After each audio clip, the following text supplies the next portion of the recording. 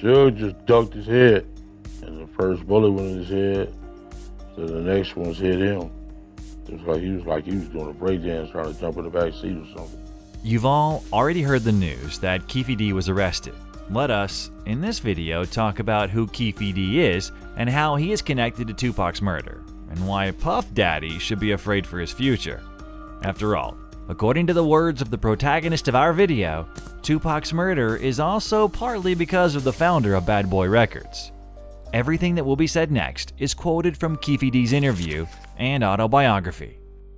Generally speaking, Kefi D, whose real name is Dwayne Davis, is a member of the Southside Compton Crips gang, which was involved in drug dealing. In the early 90s, he got to know a gangster called Eric Von Zip Martin, who was from the East Coast. People in his circle just called him Zip. Actually, it was Zip himself who introduced him to Sean Puffy Combs.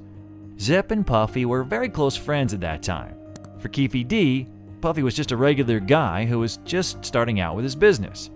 However, nowadays he hates him and genuinely regrets ever meeting the guy he calls a bastard.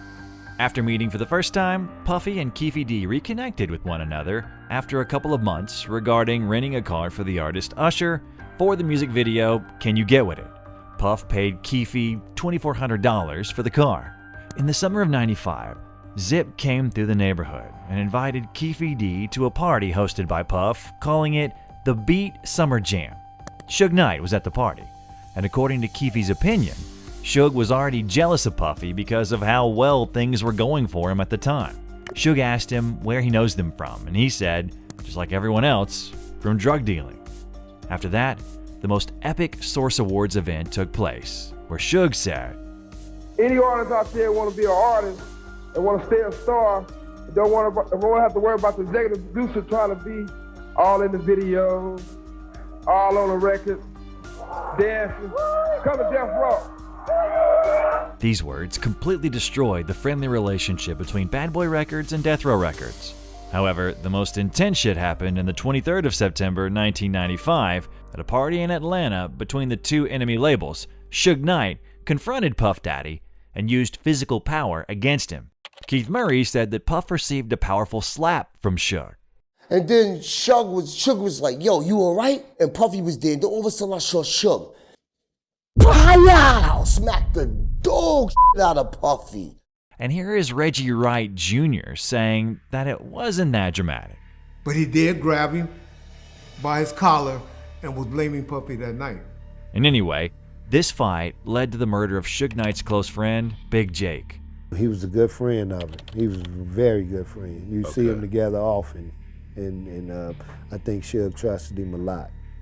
It's difficult to say who committed the murder. However, at the time, the entire mass media said that it was someone from Bad Boy Records' side.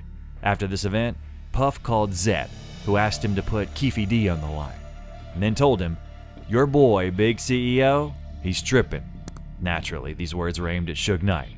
Kefi D said that Puff was so scared that he hired ex-Navy SEALs wearing earpieces like they worked for the CIA in the hotel room right next to his suite.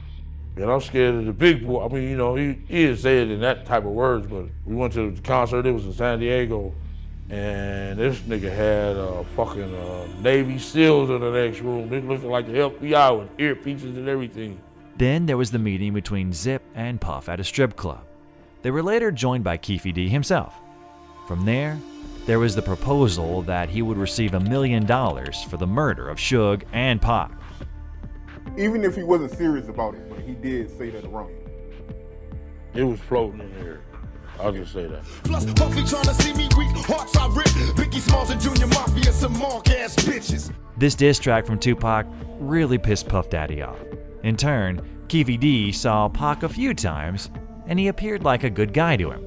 However, a little later, during one of the concerts, Tupac had to explain himself for the lines he read from the song California Love. Worldwide, let 'em recognize from Long Beach to Rosecrans. Some Southsiders were up at the House of Blues on Sunset, and they ran into Tupac. He was up there with Big Syke from the Outlaws. One of the members of the gang went up and grabbed Tupac by the collar and pushed him against a wall and said, "Man, you know what that Long Beach and Rosecrans stand for?" Later came the moment which led to Tupac later attacking Orlando Anderson. One of Kefi D's friends, called Victor, was one of the main high school footballers who was heading to college. And so, Kefi told him they want to give him a proper send-off before he leaves.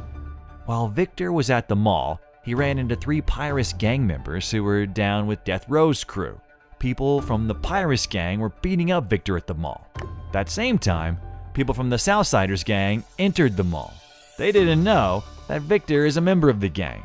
When Victor saw that his allies had entered the mall, he told the people beating him up that now the real battle begins. Victor knocked out one of them and grabbed the Death Row Records chain. The trip to the store had to be canceled. That fight changed the rap game once and for all. On the 7th of September 1996, Kefi D and his guys attended the Mike Tyson match, just as Tupac and his own guys were at the game. After the match, they headed to the pre-arranged meeting place where they waited for about 15 minutes. Little by little, everybody started showing up except for his nephew. Next, Kefi D was told that someone had attacked his nephew. They came to find out later, the same dude from the Lakewood Mall that got his chain snatched was walking with Tupac when they saw Baby Lane in the lobby of the MGM. They rushed up out of the cafe and went to find Baby Lane, who was actually Orlando Anderson. They saw him inside the MGM minutes after they had jumped him. By the time they got there, Suge, Pac, and their crew had already left. Baby Lane's shoulder was a little messed up, but other than that, he was alright. When Kefi D asked him what happened, he said, "Death Row guys rushed me. One of them guys from the Lakewood Mall was running with the boy that started that shit." He couldn't let that go. For him, it was seriously humiliating that some guys from the music industry had beaten up his nephew. What's more is that Puff had already asked for help, and that Suge had absolutely not appreciated the help that he had received in founding the label. So, they decided to take revenge. They knew that Suge and Pac were heading down the 662. While they were waiting for the valet to bring out their cars, Zip seized the opportunity and called Kefi D over to his Benz. As he walked up to the driver's side window, he noticed that Foxy Brown was in the car with Zip. So, Zip instructed her to step out of the car and motioned for him to jump in.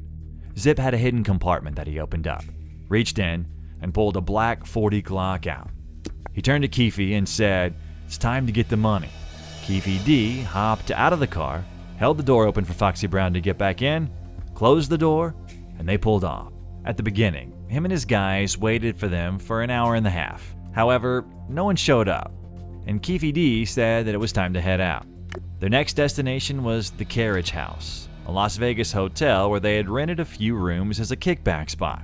On the way to the Carriage House, they stopped by the liquor barn to buy some bottles of Dom Perignon Rosé, and Cristal.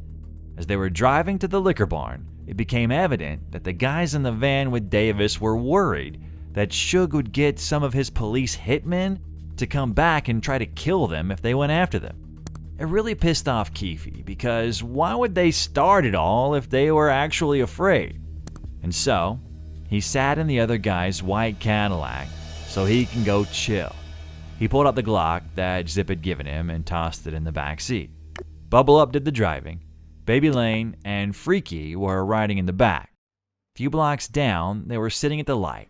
And guess who they saw? The Death Row Caravan hit the corner with Tupac hanging out of the window of a black luxury BMW waving to his fans. If Pac hadn't been hanging out of the car, they would have never seen him. As they sat in traffic, they slowly rolled past the long line of luxury cars they had in their caravan, looking into each one until they pulled up to the front vehicle and found who they were seeking. Like two rams locking horns, Suge and Kefi D looked each other dead in the eye. Their eyes locked. The terrified expression on Suge's face read, "Damn, it's them." Pac pulled out a strap, and that's when the fireworks started. One of Davis's guys from the backseat grabbed the Glock and started busting back. The first shot skinned Suge in his head. Kefi D heard stories claiming that Suge actually hid behind Tupac, but they're not true, and Suge was the first to get injured. After this incident, they hung out as if nothing had happened. They left the Cadillac and the gun was hidden in one of the wheels of the car. The next day, they came back to get the car and the gun was gone. Greg Kading, who was investigating the murder, said that after the shootout, Puff called Kefi D. And Kefi D, I'm sorry, Puffy asked him, man, was that us? Was it, what just happened out there? Kefi D's like, yeah, that's us. But the most interesting part is that there's some information going around saying that Puff had paid Zip $1 million to kill Pac, but that the money was never shared with Kefi D. If he gave the money, Puffy will be in prison now, money for hire. The FBI said it was just Zip. So the FBI told you the They said he same was a thing? dirty motherfucker, yeah. So the FBI told you that Zip kept that money as well? They said Zip's a dirty motherfucker. Everybody crossed you. Now, it was this documentary that claimed, which we know wasn't true. Yeah, check this out. We don't talk about things that are nonsense. We don't even entertain nonsense, my brother. It's also worth saying that he confessed that Suge paid $60,000 to his nephew so that Orlando can testify in court that Suge didn't attack him. However, that didn't help the boss of Death Row Records one bit, and Suge was sentenced to 9 years behind bars.